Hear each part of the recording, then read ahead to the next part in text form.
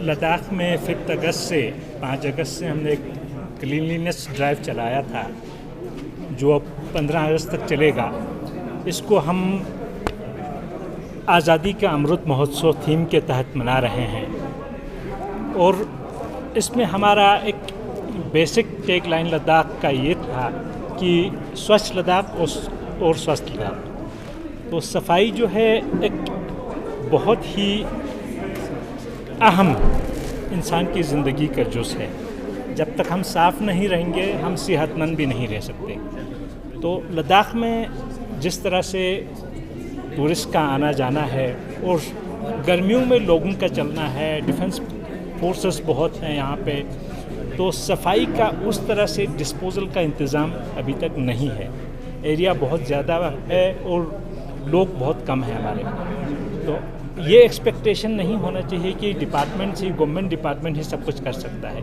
Municipality का काम है सिटी के अंदर करना, लेह के अंदर, करगिल के अंदर करना, बट म्यूनिसिपैलिटी वाले उसके बाहर नहीं जा सकते। उनके अपने लिमिटेशंस हैं, उनका अपना एक एरिया है जुरिस्डिक्शन। वैसे ही रूरल डेवलपमेंट डिपार्टमेंट के पास भी इतना मैन पावर नहीं है कि वो पूरे लद्दाख के टूरिस्ट स्पॉट से लेकर हर गांव से ट्रेस कलेक्शन करें। तो हम सब की रिस्पॉन्सिबिलिटी है।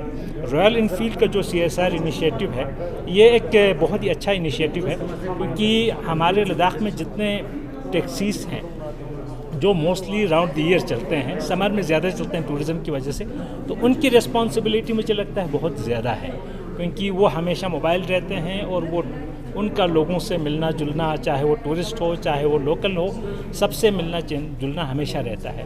तो अगर हमारे ड्राइवर्स को, टैक्सी ड्राइवर्स को हम अवेयर करें कि सफाई कितनी ज़रूरी है और उनके थ्रू हम जो टैक्सी में चलते हैं उनका अवेयरनेस बढ़ा दें, तो मुझे उम्मीद है कि इससे बहुत हद तक हम पोल्यूशन को कम करने में, लिटरिंग को कम करने में हमें मदद मिलेगी। तो आज मैं ज़्यादा नहीं बोलूँगा, बट आप लोगों के ज़रिए मैं ये पैगाम हमेशा देना चाहता हूँ कि हम सबको एक रिस्पॉन्सिबल सिटीज़न बन के, एक अच्छा शहरी बन के रहने के लिए हमें सफाई में हमको अपना योगदान सबको देना होगा। अपना ट्रेश खुद ही जमा लेके आप उसको एक डिस्पोजल बिन में जहाँ पे अवेलेबल हो आप वहाँ पे आप उसको जमा करेंगे। धन्यवाद। सर, जिस तरह अभी टैक्सी यूनियन ने बोला कि जितने भी यहाँ पे प्राइवेट्स गाड़ी आते हैं चलने की में, तो वो लोग इसमें थोड़ा सा वो करते, तो उनका टूरिस्ट को आप क्या मैसेज देंगे? उसका हम 2-3 इनिशिएटिव हम ले रहे हैं। हमारे जो 3 एंट्री पॉइंट्स अभी बाय रोड हैं, एक आपका यहाँ से मनाली साइड से उपशी आप कहिए, अगर आप करगिल साइड से आएंगे हम मीनामर्ग, और ज़ांस्कार से आएंगे तो शिंकुला के आगे हम करग्याक में। हमारे वहाँ पे 3 एक टूरिस्ट फैसिलिटेशन सेंटर्स बनेंगे, स्कोरियांग सेंटर्स बनेंगे, तो उनमें हम सारी फैसिलिटीज़ रखेंगे, बहुत सारे। वहाँ पे ही हम जो प्राइवेट गाड़ियाँ आएंगे टूरिस्ट की, उनको हम वहाँ पे उनकी रिस्पॉन्सिबिलिटी क्या है उनको हम वहाँ बता देंगे। उनको कहेंगे कि अगर आप लिटरिंग करेंगे, ट्रेश अगर आप बाहर फेंकेंगे, तो उसमें इस साल से हम नहीं कर रहे हैं, बट अगले साल से हम उनको पेनलाइज भी करेंगे, उन पर हम पेनल्टी भी रखेंगे।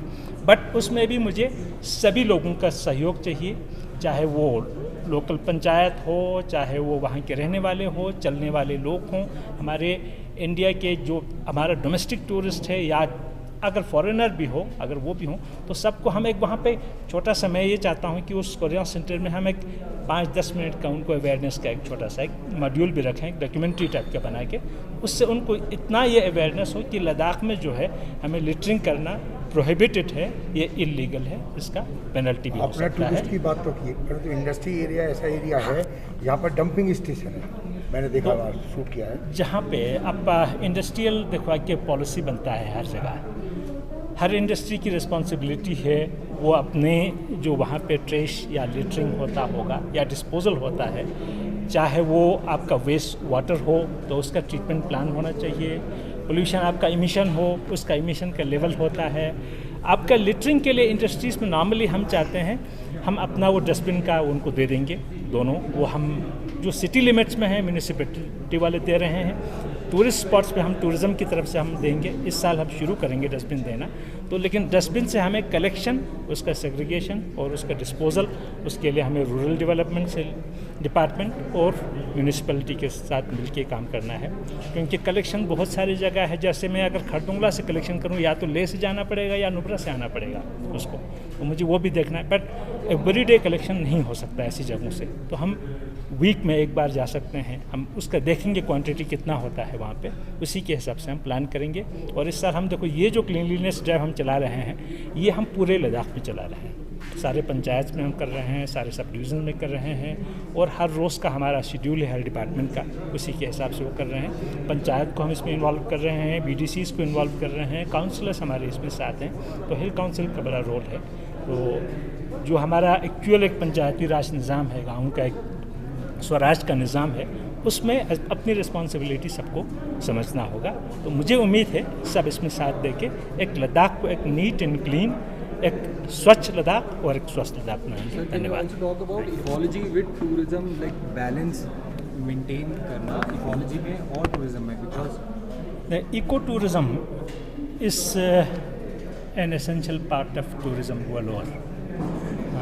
लद्दाख में भी Ladakh is ecologically, we say it is very fragile. It is very fragile because we can see the erratic behavior of climate. इस साल कितने फ्लैश फ्लड्स हुए, बहुत बड़े स्केल पे नहीं हुआ, लकीली फॉर्चुनेटली बहुत छोटे स्केल पे हो रहा है, पहले ऐसा नहीं होता था। सेकेंडली, यहाँ पे स्नोफॉल बहुत कम हो रहा है, उसकी वजह से उसके बहुत सारे नेगेटिव इम्पैक्ट्स हैं। तो इको टूरिज़म को ये भी एक अवेयरनेस क्रिएट करने की ज़रूरत है। अब बैलेंस हम ये नहीं कह सकते कि कितना टूरिस्ट लद्दाख में आएँ तो वो एक इकोलॉजिकली बैलेंस टूरिज़म होगा, उसका हम एक स्टडी करवा रहे हैं, पर कोविड की वजह से वो कंप्लीट नहीं हुआ है। होपफुली हम एक नेक्स्ट ईयर में हमारा वो स्टडी कंप्लीट होगा, तो हम एक एग्जैक्टली देखेंगे कि इको टूरिज़म क्या हो सकता है, बैलेंस क्या हो सकता है। तो इसमें हम सबको फिर इकोलॉजी भी यही है, आपका एरिया जितना है, जितना पॉपुलेशन है। सपोज़ पंगोंग लेक है तो पंगोंग लेक का कैरिंग कैपेसिटी कितना है, एक दिन में कितने टूरिस्ट वहाँ जा सकते हैं, जिसको आप मैनेज कर सके, आप पोल्यूशन को मैनेज कर सके, लिटरिंग को मैनेज कर सके, गार्बेज को मैनेज कर सके, स्टे मैनेज कर सके, पानी मैनेज कर सके, वाटर का। तो ये सब एक बैलेंस देखने के लिए एक स्टडी करने की ज़रूरत है। वो हमने दिया हुआ है ऑलरेडी एक इंस्टीट्यूट, वो स्टडी करेंगे, तो उसका जब भी रिजल्ट आएगा उसी के हिसाब से हम एक्शन ले लेंगे। Thank you.